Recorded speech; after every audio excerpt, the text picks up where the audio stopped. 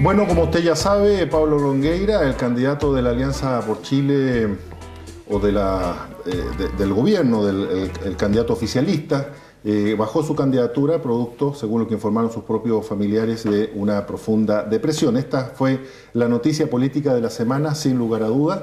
Y mientras tanto, también esta semana la encuesta CERC marca que Michelle Bachelet tiene un 51% y podría estar ganando en la primera vuelta. Parece que Carolina Goich, nuestra diputada, tenía razón, se terminó el gobierno de Sebastián Piñera. Vamos a preguntarle a ella, que está aquí en Diálogo Sur. Muchas gracias, Carolina, por acompañarnos. ¿Cómo estás? Muy bien, gracias. Un gusto compartir con ustedes. Primero, bueno, sabemos que estás bastante recuperada, mucho mejor.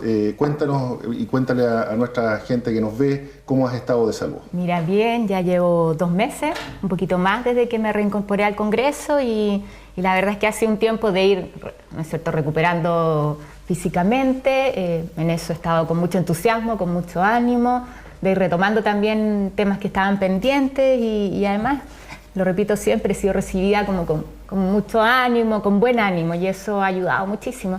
Así que muy contenta. Estuvimos además la semana pasada haciendo una cuenta pública, una actividad importante acá en la región, que la veníamos preparando hace tiempo y que de alguna manera va cerrando un ciclo para mí como diputada y abriendo, por supuesto, uno nuevo, que yo espero sea como senadora.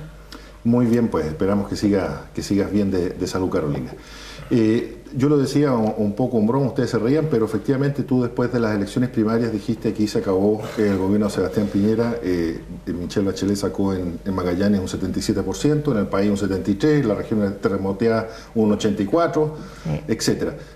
¿Cómo, digamos, profundizando en ese análisis, cómo viene ahora a integrarse, digamos, en esta ecuación la bajada de Pablo Longueira? Algunos analistas han señalado que eso potencia aún más las posibilidades de Michelle Bachelet y que podría estar ganando en primera vuelta. Mira, más allá de las consideraciones personales que las señalamos todos en el Congreso esta semana respecto de la situación personal de Pablo Longueira, que yo creo que es un tema aparte, ¿no es cierto? Haciendo el análisis político, aquí efectivamente al gobierno se le ha hecho cada vez más cuesta arriba. Cuando yo señalaba eso el día de las primarias, tenía que ver con la evaluación que hizo la gente en las urnas del gobierno. Si finalmente la cantidad de votos que sacó Michelle Bachelet frente a los votos que sacaron Alamán y Longueira era abrumadora, ¿no es cierto? Y eso estaba de alguna manera generando una evaluación, o dando cuenta de una evaluación de la ciudadanía de lo que ha sido este gobierno. A todos nos sorprendió la votación de Bachelet. Todos esperábamos que ganara, por supuesto, ¿no es cierto? Uno con más entusiasmo, otro con menos. Pero su votación sorprendió y sobre todo el entusiasmo que tuvo la gente. Entonces, eso te iba a preguntar, creo... ¿tú esperabas una participación como la que hubo? Porque todos los analistas decían que iba a ser un desastre en cuanto a participación en las primarias. No, no con esa intensidad. Y te digo algo que más bien uno palpaba en ver los rostros de la gente en el local de votación, sobre todo las mujeres, que te hablaba de mucho entusiasmo. Y eso para mí es bien esperanzador, porque tiene que ver con un vínculo de confianza, de yo quiero ir a votar, pero además confío en lo que la presidenta va a poder hacer. Y yo creo que hasta las primarias había cierto dejo de duda al respecto.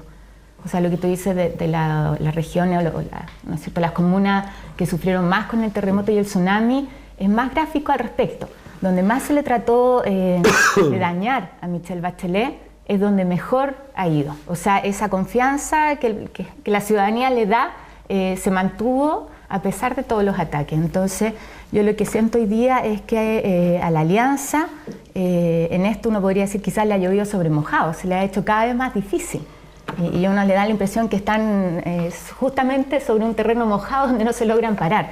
Es difícil a 4 meses de la elección instalar un nuevo candidato. Han tratado de dar señales de unidad, pero todos sabemos cómo son estas cosas, ¿no es cierto?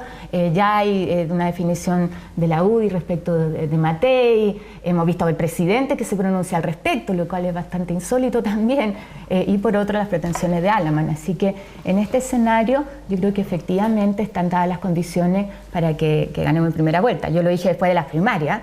Después de las primarias lo que tenemos que hacer es trabajar para ganar en primera vuelta, porque además eso no solo te permite un buen resultado presidencial, sino que te da el tiraje para la carrera parlamentaria. que es el segundo desafío y clave. Enseguida el tema parlamentario, pero me interesaría hacerte una pregunta. Tú que conoces el trabajo parlamentario, estás en contacto a primer nivel con las autoridades y con la gente de gobierno o de oposición. Hay algo que en general los analistas nos explican con mucha facilidad de cómo un gobierno puede, o un sector, digamos, relacionado con el oficialismo, puede ser tan impopular en condiciones que el país ha habido crecimiento, ha habido bajas de cesantía, en Magallanes tasas históricas en bajas de cesantía, y que en otros países, el analista lo decía, en Estados Unidos estas dos condiciones solamente ameritan de que el presidente que está sea reelecto, digamos, no hay discusión en eso. En cambio, aquí hay una situación de una falta de empatía, digamos, con la ciudadanía que, digamos, mucha gente ha tratado de dar explicaciones, pero que no se entiende muy bien. ¿Cuál es tu explicación? ¿Qué crees tú que le pasa a este gobierno? ¿Por qué tiene buenos números, pero la gente no lo respalda? Pero es que eso tiene que ver cuando tú te quedas en la macroeconomía, en las grandes cifras. Y esas grandes cifras benefician solo a algunos. O sea, cuando tú ves la distribución del ingreso que tenemos, en este país en estos últimos años le ha ido a algunos muy bien, pero a la gran mayoría no le ha ido tan bien. Entonces, claro, tú tienes hoy día quizás mayor creación de puestos de trabajo, pero con unos niveles de salario que ni siquiera te permiten para vivir tranquilamente para una familia. La mejor expresión es que el tema del salario mínimo es insólito, todavía no se ha visto en el Parlamento y ni siquiera se ha mencionado. Ya pasó un mes desde que se tenía que aprobar la ley, que era lo que hacíamos habitualmente. Yo trabajo mucho con la gente del comercio y te dicen, hemos ido cada vez empeorando nuestras condiciones laborales y salariales. Hay una situación de abuso ahí que la gente vive a diario, pero claro, tú ves, ¿no es cierto?, al final del año el balance de la empresa y tiene tremendas utilidades, pero eso no llega al trabajador. Y tampoco sienten que la inspección del trabajo los ampare, sino que al contrario, ha habido en eso una merma en la institucionalidad, que es lo que vemos en cuantas otras hoy día podríamos mencionar, Senami, impuestos internos, ¿no es cierto?, el INE, que también la gente la hace sentir más desprotegida. Y también esto yo lo quiero mencionar en cosas muy simples y muy cotidianas. Cuando a mí una familia de Porvenir me dice, me reevaluaron la ficha, los indicadores, ya ni siquiera saben cuál de los instrumentos es, y me quitaron la pensión básica solidaria, en el caso de la señora, estábamos en el matrimonio de adultos mayores, y a su marido le quitaron el aporte solidario, que le habían entregado durante el gobierno de Michelle Bachelet. Entonces, además, se le están quitando cosas que eran derechos garantizados por ley, y la gente siente eso. Siente que hay un retroceso, como te digo, en cosas que no hay explicación, porque la realidad de esa familia de adultos mayores no ha cambiado en estos 4 años. Y esas cosas son, me parece a mí, aquellas en las cuales no se ha hecho cargo este gobierno. Las grandes cifras son para algunos, pero la realidad concreta es de la mayoría. Lo que pasa es lo siguiente, yo quiero dar una visión que tengo. A ver, yo creo que hoy en día la expresidenta Bachelet se ha transformado lentamente en un líder de la concertación. Inicialmente no siendo un gran líder, pero ante la falta de un líder en la derecha lo que ha hecho esto que se florezca mucho más como líder la expresidenta Bachelet, y con lo que está pasando hoy en día es mucho más todavía. Y esto se debe a la ausencia de líderes, y esta ausencia de líderes se debe también a un problema que tenemos en la clase política chilena, que en el fondo las cúpulas un poco no han dejado que la gente nueva surja hacia arriba, y eso está generando que tengamos un problema en la clase política chilena. Bueno, ahora, el tema que pasa con el gobierno, a pesar de tener índices súper buenos, que la tasa de cesantía acá bajó, podremos discutir si es por la instalación de la mini invierno o no, pero la cosa que es cierto, pero ha habido un tremendo problema que es una desconexión con los problemas de la gente. O sea, tú no puedes tener un ministro, no hablemos del gobierno, hablemos del Estado de Chile, que diga se le acabó la fiesta a los ciudadanos de Magallanes. La fiesta del gas. Se le acabó la fiesta. El Estado de Chile está para que estemos todos en fiesta permanentemente. Entonces no puede haber un ministro que diga se le acabó la fiesta. O sea, eso significa que hay una desconexión tremenda entre lo que para lo cual está hecho el Estado y la gente. O sea, se privilegian otro tipo de cosas y hubo una desconexión con la gente. Tú puedes tener excelente sueldo, todo, pero la gente quiere que le palmoteen la espalda, quieren que lo abrace. Tiene que haber otro tema que este gobierno no lo supo instaurar, y eso es lo que le falta y la gente lo siente. Bueno, yo tengo varios elementos. La verdad que Yo creo que siempre el gobierno de la derecha tiene una equivocación básica y central. Una cosa es desarrollo económico y otra cosa, una cosa es crecimiento económico y otra cosa es desarrollo. Y ahí creo que es donde se confunden y creen que las grandes cifras resuelven el problema. Y no es así. Cuando uno mira los análisis que hemos hecho cuando entramos a la OCDE, la verdad que en algunos indicadores el país ha avanzado económico. Pero cuando uno mira los temas de desarrollo humano, la verdad que estamos en el peor escenario cuando nos medimos con los países más desarrollados del mundo. La verdad que lo que tenemos es que los avances que han habido en el área económica no se han reflejado de la misma manera en el tema del desarrollo humano. Y eso ha motivado, y yo creo que está motivando hoy día este giro que yo creo que la Alianza no entiende, este giro a la izquierda. Esto tiene que ver con la temática y la preocupación de la gente. Y eso se marca exclusivamente porque se ve directamente que los grandes temas de recursos económicos no están llegando a resolver los problemas que tiene la gente en salud, educación. En educación tenemos a la gente endeudada, ¿cierto? En salud hay que llegar ya hoy día para resolver los problemas de salud la mitad del tiempo a tribunales para pelearse con la ISAPRE y obligar a que paguen las coberturas. La banca nos están violando, perdonando la expresión. Entonces, objetivamente hay un nivel de molestia y esa molestia se reflejó. Yo quiero decir, por ejemplo, lo que pasó en las elecciones. En las elecciones pasaron dos cosas. Una cosa fue el liderazgo de Michelle Bachelet, que se marcó fuertemente y todos sabíamos que iba a ganar. Pero este impulso adicional que hubo, yo creo que también hubo un tema de rechazo fuerte a la gestión de gobierno por no comprender. La sensación que uno tenía es que el presidente Piñera se levanta en la mañana, mira el país y ve un país distinto al que vemos el resto, porque tiene una lógica de actuar distinta. Y vemos a la Alianza, que yo creo que está metida en un escenario bien complejo por dos razones. Durante estos 3 años vimos que tenían dos visiones de un mundo distinto, absolutamente distinto entre Renovación Nacional y la UDI. En los últimos 2 meses están tratando de decir que era uno solo, pero uno ve el libro de Jovino Novoa, ve las declaraciones que habían antes de Longueira de entrar al gobierno y ve que objetivamente nunca pudieron amalgamar una propuesta. Están los más liberales, están los más opus, hay una visión de país en temas incluso valóricos en que chocan constantemente. Y eso se ha reflejado. Ahora, en el escenario actual, lo que uno ve es que la derecha está golpeada.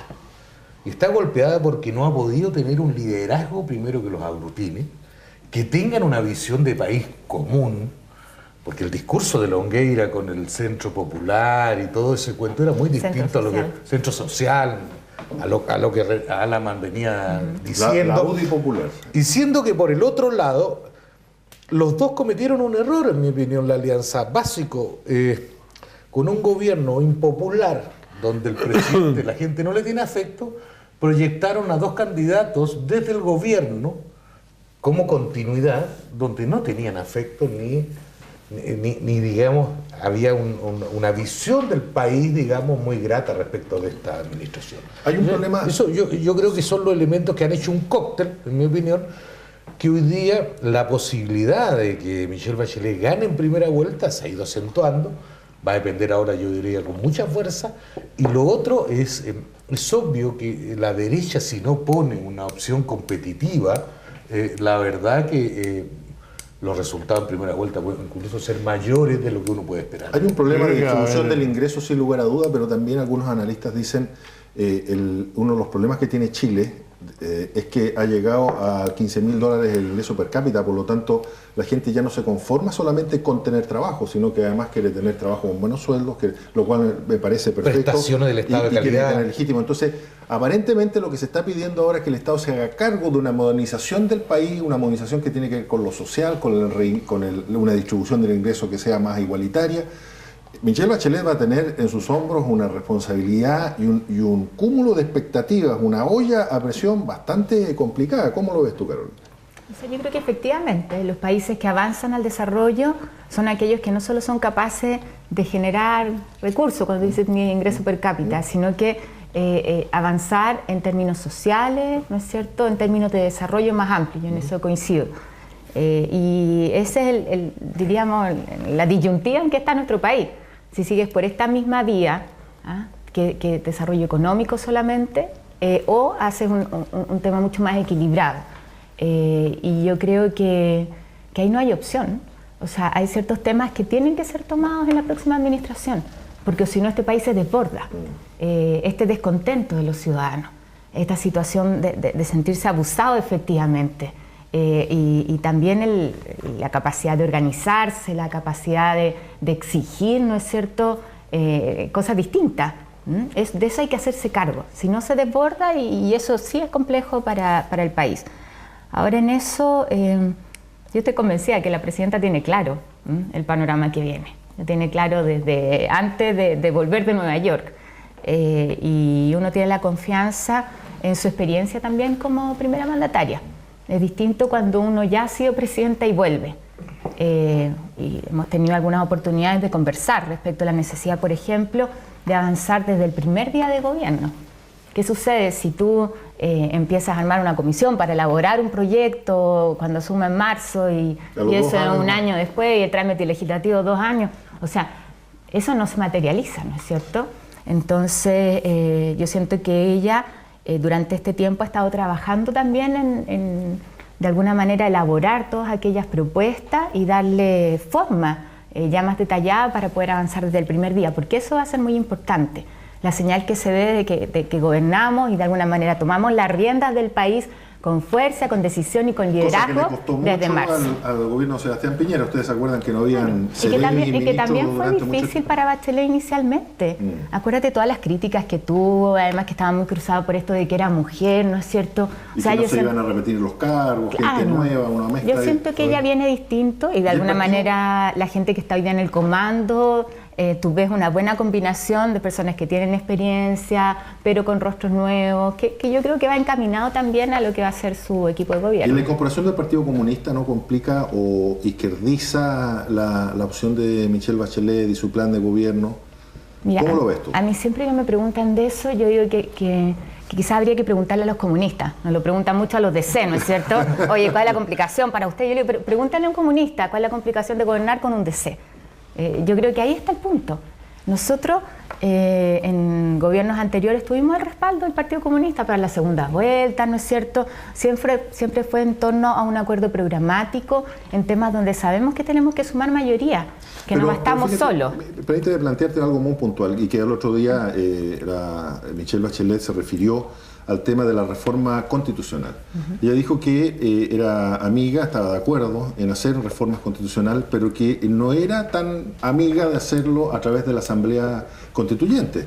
Sin embargo, la postura del Partido Comunista es que tiene que ser a través de Asamblea Constituyente. Entonces, hay un acuerdo en que se tiene que cambiar la Constitución, pero la forma en que hay que cambiarla hasta el momento no hay acuerdo. Y es un tema de fondo. O sea, de fondo, pero donde la presidenta ha sido clara. Ella dice, la candidata finalmente es quien va a definir el programa y quien va a tomar esas decisiones, que escucha todo. Ella un liderazgo en eso muy abierto, muy horizontal. Pero incluso desde el Partido Comunista, y yo lo veo en los colegas con quienes trabajamos en el Congreso, yo creo que no son los mismos comunistas de antes, esto que de repente se caricaturiza, ¿no es cierto? Ellos han sido parte de muchos acuerdos, han demostrado ahí cómo están a la altura de la discusión, y a mí no me cabe duda que vamos a ser capaces en eso de aportar todos nuestra visión para hacer de alguna manera de estos cambios posibles, ¿ya? A mí me preocupa a veces cuando se habla de consignas que no se pueden llevar a cabo, y yo creo que en eso Michelle Bachelet ha sido bastante prudente cuando dice, veamos dentro de la institucionalidad cómo se puede abordar un cambio que de todas maneras tenemos que hacer en nuestra Constitución. Oye, estas protestas sociales que han aparecido últimamente, a mí me preocupa mucho el tema que estamos, porque de repente como que se le echa un poco toda la culpa al gobierno. Yo creo que la gente creía que este gobierno iba a cambiar, pero esto viene de mucho antes.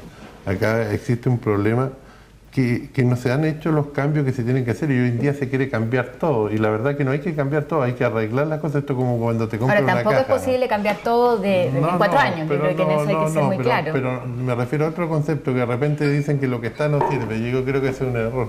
Y yo te voy a poner un ejemplo, por ejemplo el tema de la AFP.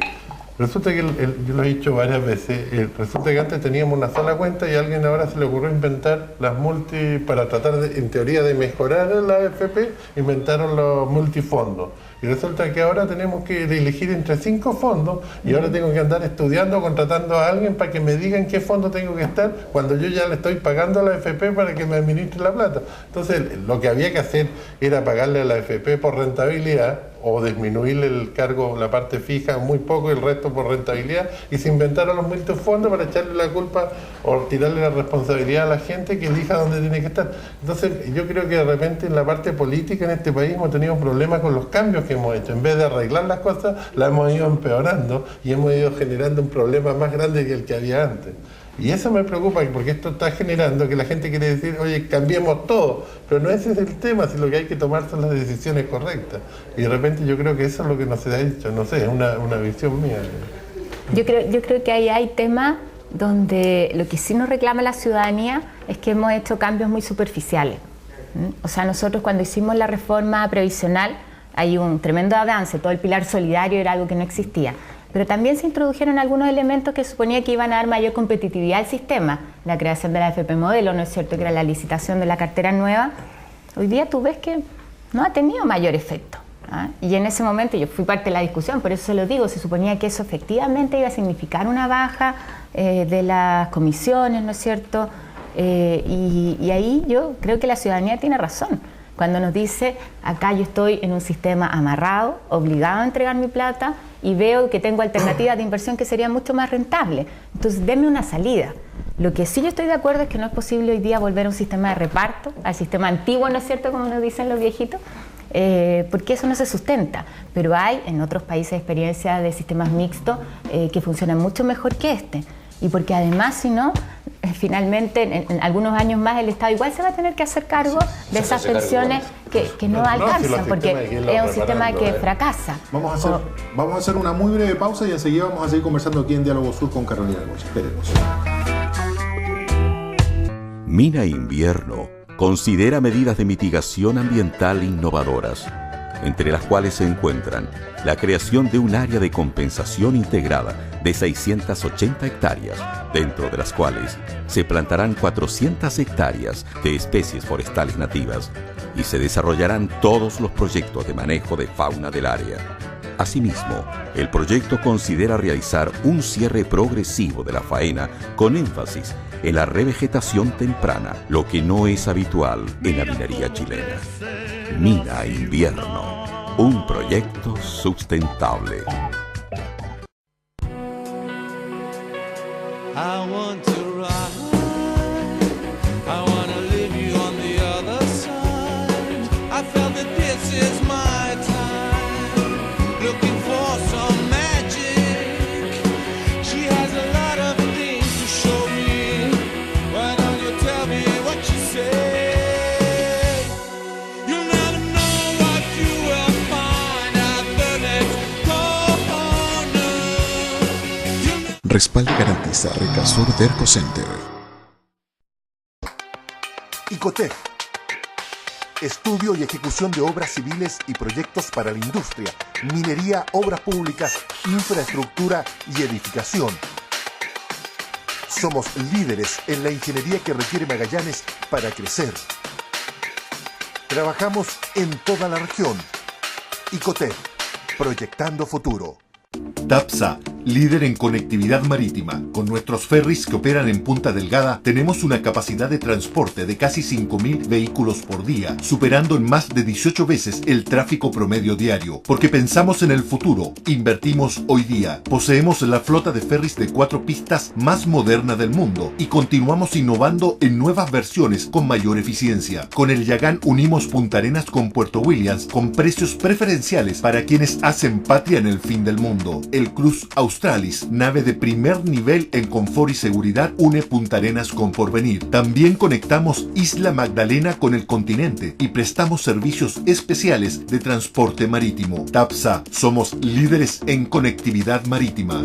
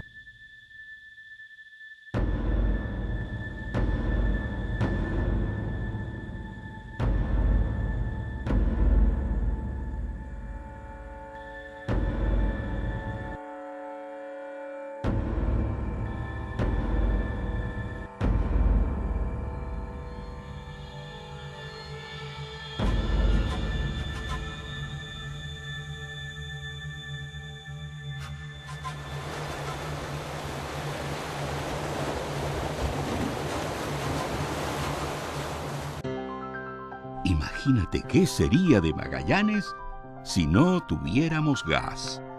Nos enfrentaríamos a inviernos donde habría que buscar otras formas de calefacción. Entonces habrán sido en vano todos nuestros esfuerzos. Toda nuestra unión no servirá de nada. Visita el sitio imaginatesingas.cl y cuéntanos qué estás haciendo para cuidar un bien que es vital para los magallánicos. Imagínate qué sería de Chile si no existiera Magallanes. Ahora, imagínate sin gas. Antes pensábamos que el gas no se acabaría nunca. Hoy es una obligación darle un uso más eficiente, tomar conciencia entre todos. Visita el sitio imaginatesingas.cl y cuéntanos qué estás haciendo para cuidar un bien que es vital para los magallánicos. Sandy Point en Zona Franca le invita a conocer una amplia gama de productos para la construcción y la decoración de viviendas y oficinas. Desde Argentina, los calentadores Escabe de tiro balanceado con y sin termostato. Felpudo vinílico para tráfico comercial y residencial en varios colores para instituciones, locales comerciales y residencias. Palmetas de alto tráfico para alfombrar instituciones, hospitales, aeropuertos y oficinas. Importado desde Francia. Encuentre también pisos vinílicos en diversas medidas. Sandy Point lo espera en Zona Franca de Punta Arenas con la mejor atención. Bueno, estamos en Diálogo Sur conversando con la diputada Carolina Goich y nuestros panelistas sobre las noticias políticas de esta semana. Hacías ya un análisis, conversamos en la primera parte del programa sobre los resultados de las primarias, la bajada de Longueira, la expectativa de ganar en primera vuelta y cómo esto se puede también transformar en un espaldarazo para las elecciones parlamentarias. Porque indudablemente es bastante lógico pensar de que frente a todas las expectativas de cambio que hay en un país que es presidencialista pero que también tiene un Congreso, si no tienes amplias mayorías en los Congresos es muy difícil avanzar a paso rápido. Alguna información de prensa ha señalado, el mismo Carlos Larraín, presidente de RN, lo ha declarado, ellos, la información que tiene tanto el gobierno como la alianza es que hay al menos 4 o 5 circunscripciones electorales en donde la concertación podría doblar en las senatoriales. Una de ellas, se ha informado públicamente, es Magallanes. Es decir, aparentemente el análisis que se hace estadístico es que Carolina Goich y Pedro Muñoz podrían doblar a la alianza aquí en Magallanes. ¿Cuál es la visión que tienen ustedes y la información que manejan? Bueno, yo en eso siempre he sido muy cauta. Creo que el doblaje siempre está en el margen. Yo recuerdo la primera elección mía como diputada, que estuvimos a punto con Lidia Marales. Sí, ¿te acuerdas que ahí salió finalmente como a las 12 de la noche Rodrigo Álvarez y en algún minuto era mío, Draco doblábamos, cuando se esperaba que el doblaje fuera en senadores, en ese tiempo Zarco con Pedro Muñoz. Y más bien lo que yo digo es que uno espera tener el mejor resultado. Y siempre he hecho las campañas en esa línea. Con Pedro tenemos una relación muy fraternal en eso, una súper buena relación, hemos estado conversando algunos temas. Es una campaña amable con mi compañero lista, que no se da en otras partes porque el sistema binominal hoy día más bien te obliga a competir con el mismo pacto, ¿no es cierto? Así que yo espero que podamos tener el mejor resultado, porque si es efectivo eso, mucha gente te dice, ¿por qué se han demorado tanto en hacer estos cambios? Y es porque para muchas leyes, y eso es parte de los cambios constitucionales que tenemos que hacer, necesitamos quórum muy alto. ¿Qué significa eso? Que para hacer una modificación constitucional, ¿no es cierto?, o una ley orgánica, son los 69 votos de diputados, 72, ¿te fijas? Entonces uno dice, esas mayorías no están. No están, dependiendo de cuántos hay. Los votos pueden estar, pero por el sistema no la puede construir. El sistema binominal te tiende a empatar. Yo creo que en las mejores circunstancias, junto con los independientes, nosotros hemos juntado 65, 66 votos más o menos. ¿Te fijas? Entonces, claro, uno dice eso, los que defienden el sistema tiende a dar estabilidad, pero también hoy día eso lo que genera es inmovilidad. Y así como hablábamos de los cambios a la AFP, yo siento que en el mismo tema del binominal y en otros, este país necesita cambiar. Necesita, o sea, el Parlamento está haciendo como un dique de contención de lo que la gente espera. ¿Pero ustedes están apostando al doblaje? ¿Es la expectativa que tienen? O sea, como te digo, yo voy a hacer todo mi mejor esfuerzo, Pedro Muñoz está en lo mismo y ojalá pudiéramos doblar. O sea, yo sería muy feliz con ese resultado. Y así también en el resto de las regiones donde es posible que que salgan no solo en el Senado, sino también en la Cámara Baja. Carolina, te voy a hacer una pregunta porque es inevitable. Pedro Muñoz es un dirigente que se ha repetido muchas veces los cargos, se ha sometido a elecciones. ¿Tú eres partidaria de que las autoridades electas tengan por ley limitaciones para las reelecciones?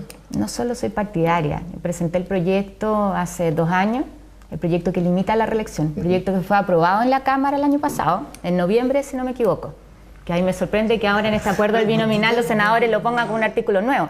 Le enviamos desde la Cámara el año pasado el proyecto ya aprobado, o sea, los senadores podrían despachar eso en un minuto. Entonces, lo que establece es que en el caso de los diputados se puede haber máximo 2 reelecciones, es decir, que tú estés como tope 3 periodos como diputado, esos son 12 años, me parece que es tiempo más que suficiente. Y en el caso de los senadores, una reelección, son 16 años. ¿Esas son continuas o...? Continuas. ¿Y para los alcaldes? Sí. No lo planteamos para los alcaldes.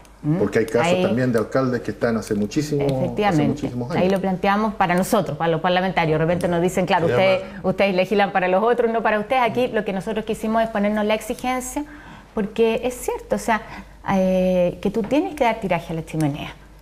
Yo en eso no me puedo quejar. Yo he tenido posibilidades acá de ser candidata, siendo una mujer joven, yo siempre digo eso, hoy día de ir al Senado, pero no es lo que uno ve habitualmente en la plantilla, ¿no es cierto?, a lo largo del país. Y si bien yo valoro a gente que lleva años, yo siempre hablo de Mariano Ruiz Esquivel, o sea, un tremendo senador, nadie puede negar el valor que ha tenido, pero también creo que es bueno que a quienes ya han aportado les demos descanso y venga la generación de relevo.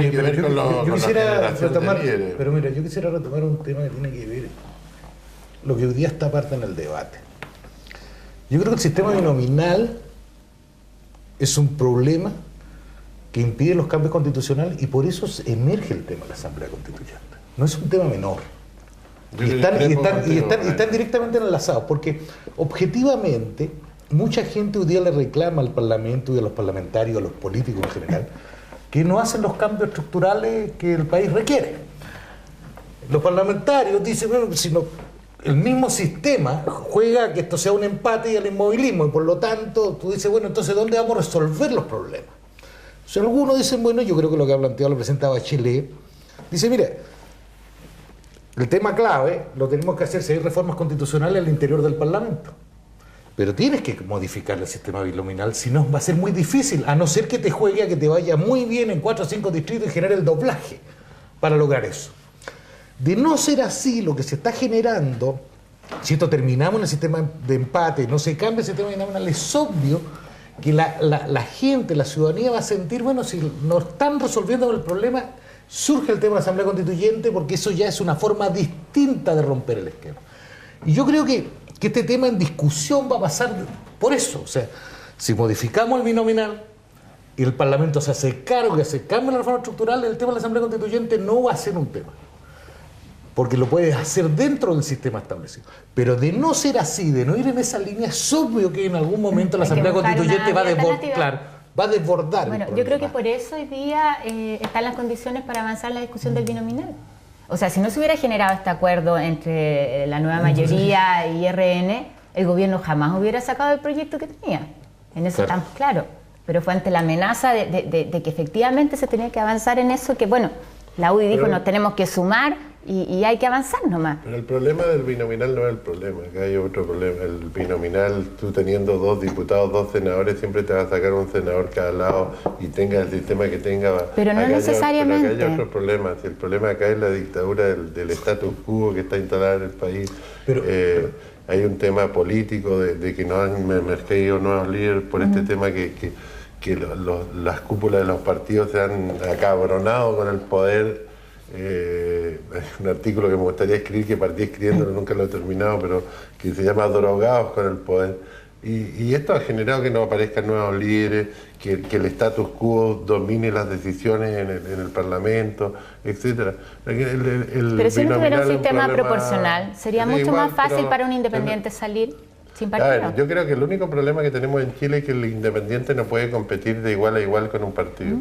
Que eso se podría arreglar generando que el independiente también puede generar un movimiento que que le permita ir con dos. Pero automáticamente terminas con el binominal. Claro. Pero Automáticamente, porque si el binominal, la conformación de dos fuerzas fuerzas políticas. A ver, cualquier sistema tiene ventajas y desventajas, pero el problema que va a solucionar el problema que hay en Chile no es el binominal es el chivo expiatorio para tratar de buscar un culpable. No, pero yo creo que a la gente le cuesta entender que el que sale tercero sea electo. Cuando se eligen dos, salga el primero y el tercero. Eso es lo que no se ha dado en esta región. Pero en otras regiones es el concepto de la idea. La alianza, cuando tú cambias el sistema, va a llevar un diputado, no va a llevar dos. Entonces el resultado va a ser el mismo. Pero a ver, el tema no necesariamente, si tú flexibilizas, incluso en el tema, mira, a mí me pareció súper interesante en Encuentro Regional que planteó la candidata, la presidenta Michelle Bachelet, este tema incluso de generación de partidos, que sea un tema más fácil. Si quieren expresarse movimientos y lo demás. Eso va a generar competencia, pero ojo, pero eso tiene que ver porque en el fondo también apunta con el sistema binominal. Entonces, yo creo que ahí hay un tema, yo creo que es, a ver, el problema del binominal, y yo lo quiero volver a centrar, es que hoy día, cuando tú quieres hacer un cambio en gobierno, sea que quiera hacer un cambio estructural, hoy día no puede. Así que el sistema... Pero yo quisiera plantear lo siguiente, porque el tema de fondo, cuando se discute el sistema electoral, es de la representatividad que tiene el sistema político de las demandas de los ciudadanos. Ese es el tema de fondo. Yo lo que sostengo es que tú puedes estar en un sistema binominal y si los diputados y los senadores y los parlamentarios tienen afinidad con las necesidades de la gente, que es para lo que están electos, para lo que son electos, el sistema binominal tiene que funcionar perfectamente. Porque es evidente que una persona no puede recibir una jubilación menor al sueldo mínimo. Es evidente. Entonces, si tú cambias el sistema electoral, lo haces proporcional, y los parlamentarios siguen sin tener afinidad y sintonía fina con las demandas de la gente, tú vas a tener exactamente el mismo problema que tienes ahora. Y si en el Parlamento sigue habiendo digamos, se filtra en forma fácil el tema del lobby, se mete el lobby, las influencias que hacen las empresas y quienes interés, vas a tener otro sistema electoral, pero vas a tener el mismo problema, que es la falta de representación de las inquietudes, las necesidades, los problemas, los dramas de las personas. Aquí hemos hablado de la parte social, no hemos hablado del tema del regionalismo. Las regiones en Chile concentran buena parte del atraso y de la pobreza en este país. Imagínate, sin embargo, y tenemos un sistema totalmente asfixiante y agobiante, a pesar de que yo estoy un convencido... Donde el país se pierde las capacidades de gran parte del territorio. Justamente, yo soy un convencido que desde el retorno a la democracia, todos los presidentes que ha habido, todos, de concertación y de derecha, han querido legítimamente y de buena voluntad aumentar la regionalización en este país, pero no pueden. O sea, al contrario, lo que hemos hecho es avanzar en procesos más centralizadores. Ahora, yo quiero, en lo que tú has dicho, hay varios elementos, quiero aclarar algunos. El Parlamento en este país tiene facultades bastante limitadas. Así es. Cuando tú dices por qué no tenemos una pensión piso, ¿no es cierto?, que sea igual al salario mínimo, nosotros para aprobar eso necesitamos que lo presente el presidente de la República. No tenemos las facultades en nada que tenga que ver con seguridad social, en la fijación de salario mínimo, en nada que tenga que ver con plata, con gasto público, incluso en negociación colectiva, lo que parece bien increíble que tenga que pasar por el presidente una modificación a la ley de negociación colectiva. Eso es parte de la Constitución que heredamos de Pinochet, ¿ya? Que hace que todas estas cosas estén en manos del presidente. Entonces, ojo, yo creo que todos aprobaríamos. Creo que serían contadas las excepciones que no estarían de acuerdo en aprobar una pensión mínima igual al salario mínimo. Pero necesitamos que el presidente lo presente, ¿entiendes? Ahí para decir, en el fondo, lo que nosotros hacemos. Y lo mismo nos pasó en el postnatal. ¿Por qué nos demoramos tanto? Porque como requerían subsidio del Estado, tenía que ser el presidente el que presentara el proyecto. Y la tarea nuestra es hacer el lobby en el buen sentido ahí, ¿no es cierto? De poner eso como prioridad, de catetear, de llevar propuestas, de insistir, de acompañar con los ciudadanos para que efectivamente el Ejecutivo se haga cargo de esto. Ese yo creo que es un primer punto. Entonces, cuando uno confunde, claro, el sistema, tú dices, ¿cuánto sintonizan los parlamentarios? También está ese desfase, porque nosotros, la gente cree que tenemos herramientas para hacer cambios, sin embargo estamos bastante limitados por un sistema que es presidencialista, que es centralizado, donde el ministro de Hacienda tiene además un tremendo poder, que yo creo que hay que equilibrar. Pero fíjate, es muy interesante lo que tú planteas, porque en definitiva a lo mejor el problema no es el sistema electoral, el problema a lo mejor es el sistema de administración política que tiene el país. Y a lo mejor lo que hay que plantear no es un cambio de lo nominal, sino que un cambio del presidencialismo. Necesitamos a lo mejor un país con un parlamentarismo atenuado, no sé, ha habido un montón de fórmulas que ha planteado el mismo Carlos Raíz, Meo lo ha planteado varias veces. Yo creo que probablemente nosotros deberíamos ir a un sistema que equilibre más los poderes. Justamente. Porque tendemos a la concentración también del poder. Pero también ha habido problemas de fiscalización, este tema de la renta, del lucro de la universidad. Está claro que la ley dice que no puede haber lucro, pero sin embargo están lucrando a través del arrendamiento de los bienes inmuebles. ¿Pero eso qué lo fiscaliza? Porque eso se puede fiscalizar. Ahí yo quiero recordar la historia. Yo el sábado pasado en la cuenta, porque yo creo que una cuenta uno tiene que mostrar los logros, pero también ser autocrítico. Y recordar los momentos como más duros. Yo creo que uno de los más difíciles ha sido cuando perdimos por un voto el informe de la Comisión Investigadora de Educación. Por un voto fue, con un tremendo lobby del gobierno, sí, brutal, para que se rechazara. Y ahí nosotros lo que hicimos como Cámara fue una comisión que dio cuenta de cómo se utilizaban los recursos públicos, de la sociedad de espejo, que después todo eso lo tomó la Fiscalía y siguió la investigación. Pero a mí lo que me parece increíble es que estando en forma tan evidente los antecedentes, claro, hayan colegas que voten en contra. Y que el gobierno, en vez de hacerse cargo, porque ahí también hay un rol fiscalizador, uno podrá decir, el Ministerio de Educación podrá hacer más, podrá hacer menos, o impuestos internos, o la misma Contraloría, no sé, pero siempre se puede hacer un poquito más. Y por último, sino que el gobierno presente las modificaciones para aumentar esas atribuciones fiscalizadoras. Y no lo que hicieron en ese momento, que fue tratar de tapar esto, que se rechazara y que ahí quedara. Entonces, yo creo que hoy día, y es parte de esta mala evaluación de la derecha y del gobierno, la gente le cobra el no estar dispuesto a asumir temas que sí son de los ciudadanos y que son evidentes, son verdades a toda luz. Hay políticos no solo de derecha, hay políticos de la concertación involucrados en el negocio de la... Yo en eso no voy a defender a nadie que utilice mal los recursos públicos, a nadie. Por eso se perdió. No, pero ahí tuvimos lo de concertación. Pero mira, hagamos una muy breve pausa. Tenemos que ir a nuestros auspiciadores. Tenemos que ir a nuestros auspiciadores y enseguida volvemos aquí. Sin auspiciadores no hay programa. Mina Invierno considera medidas de mitigación ambiental innovadoras, entre las cuales se encuentran la creación de un área de compensación integrada de 680 hectáreas, dentro de las cuales se plantarán 400 hectáreas de especies forestales nativas y se desarrollarán todos los proyectos de manejo de fauna del área. Asimismo, el proyecto considera realizar un cierre progresivo de la faena con énfasis en la revegetación temprana, lo que no es habitual en la minería chilena. Mina Invierno, un proyecto sustentable. I want to ride, I want to leave you on the other side. I felt that this is my time, looking for some magic. She has a lot of things to show me. Why don't you tell me what you say? You'll never know what you will find out the next corner. Respaldo garantiza Recasur Derco Center.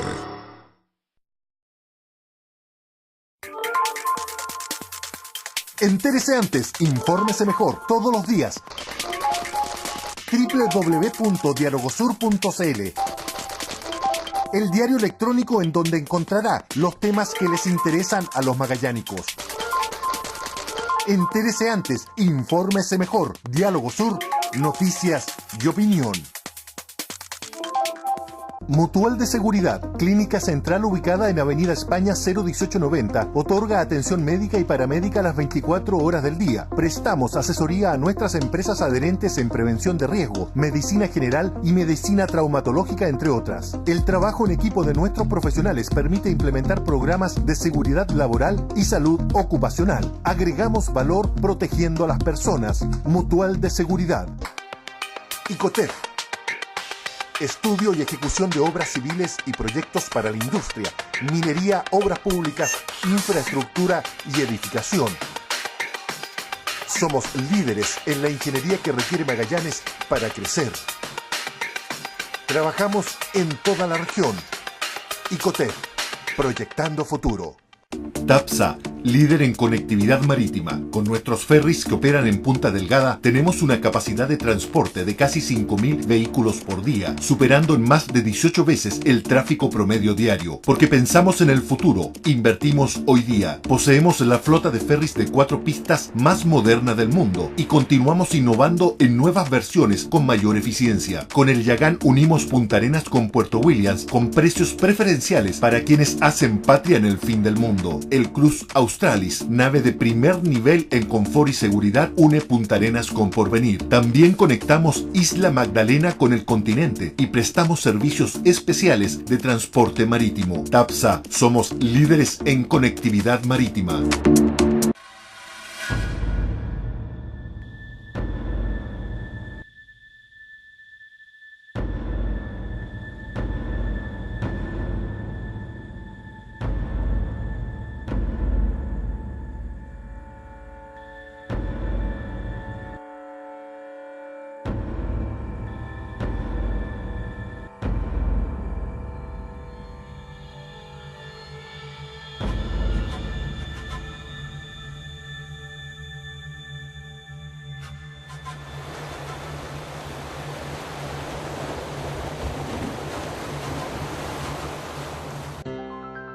Imagínate qué sería de Magallanes si no tuviéramos gas. Nos enfrentaríamos a inviernos donde habría que buscar otras formas de calefacción. Entonces habrán sido en vano todos nuestros esfuerzos. Toda nuestra unión no servirá de nada. Visita el sitio imaginatesingas.cl y cuéntanos qué estás haciendo para cuidar un bien que es vital para los magallánicos. Sandy Point en Zona Franca le invita a conocer una amplia gama de productos para la construcción y la decoración de viviendas y oficinas. Desde Argentina, los calentadores Escabe de tiro balanceado con y sin termostato. Felpudo vinílico para tráfico comercial y residencial en varios colores para instituciones, locales comerciales y residencias. Palmetas de alto tráfico para alfombrar instituciones, hospitales, aeropuertos y oficinas. Importado desde Francia. Encuentre también pisos vinílicos en diversas medidas. Sandy Point lo espera en Zona Franca de Punta Arenas con la mejor atención. Seguimos en Diálogo Sur, entonces estamos conversando con la diputada Carolina Goich de los temas que han sido noticia en la política regional, nacional y también de temas un poco más estructurales en nuestro país. La palabra la tenía don Jaime Yáñez. No, lo que pasa es que el tema del centralismo, y la verdad que uno cuando ve la actuación de los ministros de Hacienda con este famoso cuco de cualquier cosa que se pueda modificar va a generar una crisis, un trauma, y por lo tanto el Ejecutivo parece que estuviera como esclavo del ministro de Hacienda, y los ministros de Hacienda son muy... diciendo, mira, nada se cambia, si no me va a afectar el ingreso. La verdad que hoy día yo veo la fragilidad de la economía chilena, porque la verdad que tenemos una tremenda fragilidad. Cuando uno hace los análisis económicos, hoy día Chile, su desarrollo está sustentado solamente en el commodity que es el cobre. Y la verdad que lo que hemos generado en los últimos 40, 50 años hoy día, la verdad que no compensa en absoluto lo que está aportando hoy día el cobre. Y eso ha hecho de que yo creo que no tengamos la audacia, ni ha habido un gobierno, que yo creo que ahora va a un tema que va a tocar enfrentar, es decir, cómo intervenimos en la economía para generar desarrollo en las regiones que vaya compensando y no dependamos solamente del tema del cobre. Porque si no, este tema que vamos a ser un país desarrollado, la verdad que es un mix, porque los chinos nos dejan de comprar cobre y volvemos a ser desarrollados de un guacazo. O sea, ese tipo de cosas yo creo que es un tema preocupante, y ahí tiene que ver, y yo creo que tiene que tener el Ejecutivo una mirada distinta con el tema del desarrollo de las regiones. Si no enfrentamos esa tarea, la posibilidad de ser un país desarrollado no va a producirse. Oye, eso es lo único que quería decir, porque la verdad que el gran argumento cuando uno discutía el gasto, yo creo que le pasa lo mismo a los parlamentarios.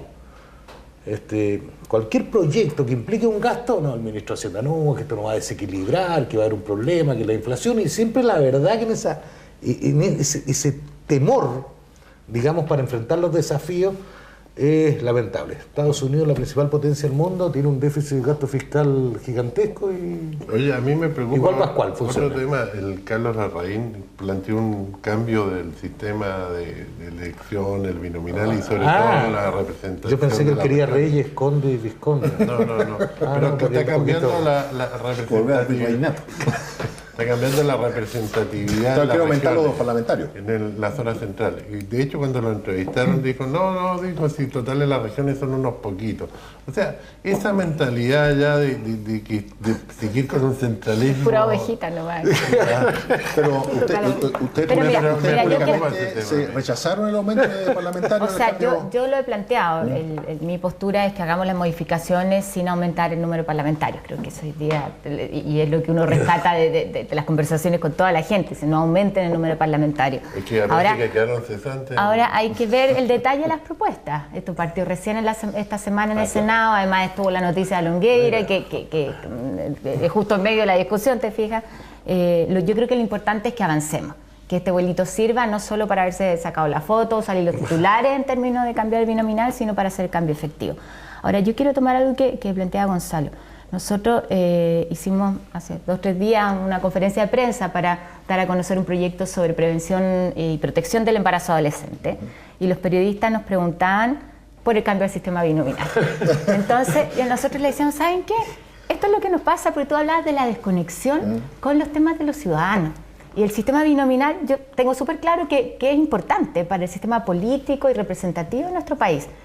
Pero para la gente es mucho más importante cómo nosotros nos hacemos cargo de las situaciones de 40.000 chicas menores de 19 años que quedan embarazadas y están hoy día en una gran desprotección, que cómo vamos a ponernos de acuerdo en esto. Ahí tiene un proyecto con la diputada Salaquet. Exactamente, y además donde trabajamos desde el año pasado. De hecho, por mi licencia no lo presentamos antes y convocamos a un panel de expertos que se sorprendieron de que las diputadas los invitáramos primero, antes de conocer, para armar el proyecto. Y no lo que sucede habitualmente, que los invitan a la sesión de comisión y dicen, pero ¿cómo hicieron esto? ¿Te fijas?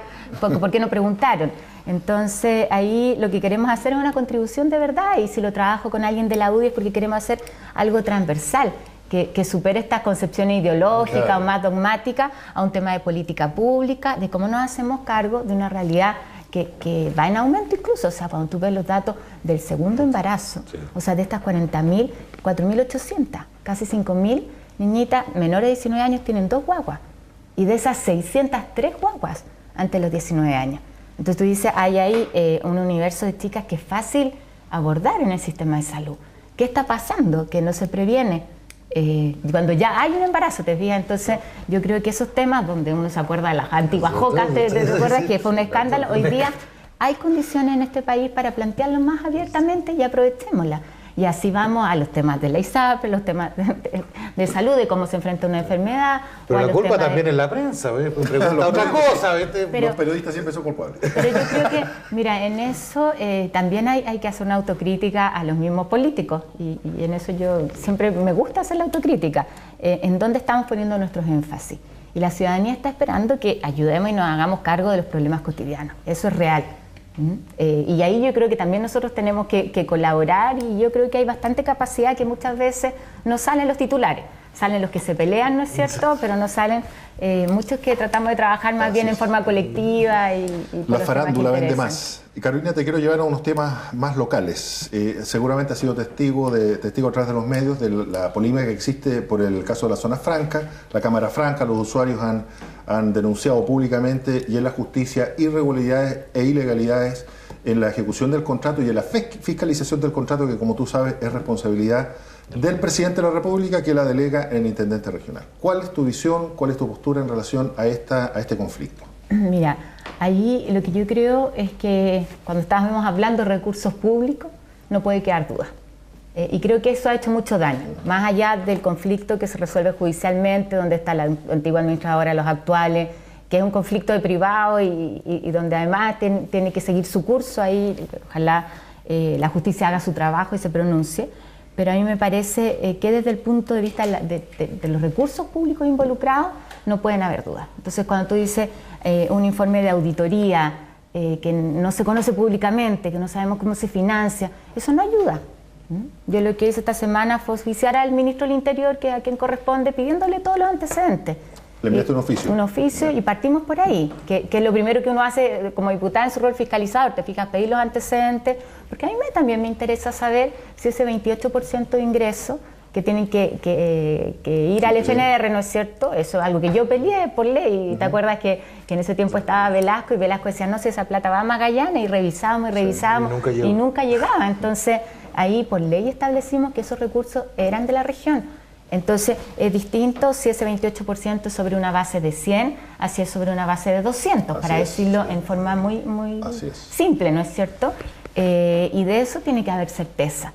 Entonces, yo por lo menos, ahí hemos conversado, pero me parece que a la par del proceso judicial que están llevando aquí los privados, a mí me corresponde como legisladora no solo buscar esta información, te fijas, hacer el primer paso, y también hacer la revisión, y si después sobre esos antecedentes necesarios recurrir a la Contraloría, por supuesto, porque, como te digo, sobre recursos públicos no puede quedar la duda. Y de alguna manera también en el cumplimiento del rol que tiene en este caso el intendente. Algo de fiscalización. Oye, el otro día salió un artículo en una persona que no quiero mencionar, de los intocables en Chile. De repente este tema acá de Fischer da la impresión que uno de los intocables acá en Chile es la administradora acá de la zona franca. Y yo no entiendo por qué pasa, porque el intendente no fiscaliza, nadie fiscaliza, todos se miran para otro lado cuando apareció este problema. Entonces es un tema que a mí me ha preocupado mucho, porque tiene que ver con lo que está pasando en Chile. La Contraloría no falla, los jueces no fallan, todos miran para otro lado. Entonces la gente se empieza a indignar, porque este es un ejemplo, pero esto está pasando en otros sectores también. Entonces da la impresión que nada funciona en Chile. Y por eso yo digo que más grave que cualquier cosa es la administración del país, que es lo que no está funcionando. Porque está generando como... un sentimiento de impunidad. Sí. O sea, yo ahí por mi parte voy a hacer mi trabajo, pero también quiero compartirlo. Cuando uno ve que en el caso Rayén llevamos, ¿cuánto tiempo? 8. Y la Contraloría todavía... La Contraloría, no voy a hablar de la Fiscalía. La Contraloría todavía no responde a mi presentación. Pero te fijas, responder una presentación a la Contraloría de hace más de un año y medio, ¿no es cierto? Ahí uno dice, oye, no puede ser tan difícil. La Contraloría, que ve temas administrativos, uno judicialmente puede ser que haya un caso complejo. Y que ha duplicado la cantidad de personas. Claro, y se lo he planteado directamente al Contralor, porque finalmente a uno le queda la impresión de que esto va a salir después de que sean las elecciones. Y eso no puede, claro, hay como tiempos políticos, los fallos, y eso no puede pasar, pues porque la gente deja de creer en la institucionalidad. Mira, la encuesta CER que sale lo que refleja eso. La gente siente, cuando mira el Poder Judicial, por ejemplo, o sea, la confianza en el Poder Judicial ya es desastrosa. Bueno, pero después del fallo de la farmacia, o sea, en que uno ve cómo se abrazan, dicen que son inocentes, que van a clases de ética, tipos que lucraron, que además todos sabemos cómo se hizo. Eso es inaceptable en este país. Se coludieron, porque el delito ahí es la colusión. Carolina, hay otro tema que, por suerte, este invierno no ha habido mucho frío, porque si no parece que hubiéramos tenido que encender las estufas a carbón. ¿Qué va a pasar con el gas? Hay un proyecto de ley de tarifa del gas que no ha podido salir, y hay una situación con el abastecimiento que todos quienes entiendan dicen que por lo menos es complicado. ¿Cuál es tu visión o tus propuestas? Bueno, lo primero que digo ya es lamentar que el gobierno no se hizo cargo de esto. Yo creo que la crisis del gas acá fue una oportunidad, le dio una oportunidad. Después de haber metido las patas, para decirlo en chileno, tú lo recordabas, ¿no es cierto? Cuando se habló de la fiesta del gas, se generó un ambiente que podía haber permitido una discusión más la fiesta de los magallánicos. De los magallánicos. Y sin embargo, el proyecto que se presentó era un proyecto que no daba ninguna garantía, que al contrario, fijaba el criterio del mercado para establecer el precio del gas. Y por eso quedó ahí rechazado por todos los parlamentarios, partiendo por Felipe Ward, que es de la UDI, como presidente en ese momento de la Comisión de Minería y Energía. Ahora, ahí no solo se establecía, estaba la discusión respecto del subsidio, que yo creo que hoy día nadie tiene ninguna duda de que tiene que haber un subsidio. La discusión es si ese subsidio va a ser solo al gas natural o va a ser a otro energético. Así es. Porque nosotros tenemos una necesidad de calefacción que el Estado tiene, ¿no es cierto?, que garantizar a la población, sea con gas o sea con otro elemento. Y ahí hay una discusión más amplia que no se ha hecho.